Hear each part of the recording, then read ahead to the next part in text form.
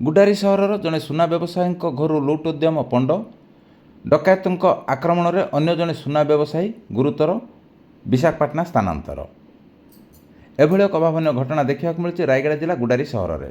ମିଳିଥିବା ସୂଚନା ମୁତାବକ ଗତକାଲି ଅର୍ଥାତ୍ ସୋମବାର ବିଳମ୍ବିତ ରାତ୍ର ପ୍ରାୟ 1 ଘଣ୍ଟା 45 ମିନିଟ୍ ସମୟରେ ଗୁଡ଼ାରୀ ସହରର ପୁରୁଣା ବ୍ୟାଙ୍କସ୍ଥିତ ଜଣାଶୁଣା ଜଣେ ସୁନା ବ୍ୟବସାୟୀଙ୍କ ଘରୁ ଡକାୟତମାନେ ଲୁଟ୍ କରିବା ନେଇ ଉଦ୍ୟମ ଆରମ୍ଭ କରିଥିଲେ।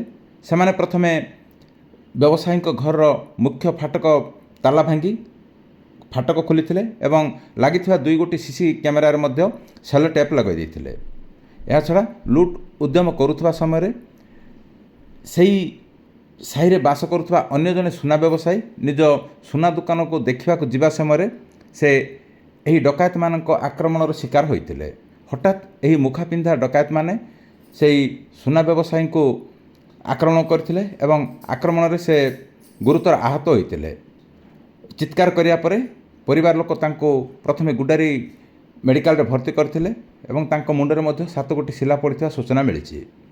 ପରେ ତାଙ୍କୁ ଅଧିକ ଚିକିତ୍ସା ନିମନ୍ତେ ବିଶାଖାପାଟଣା ସ୍ଥାନାନ୍ତର କରାଯାଇଥିଲା।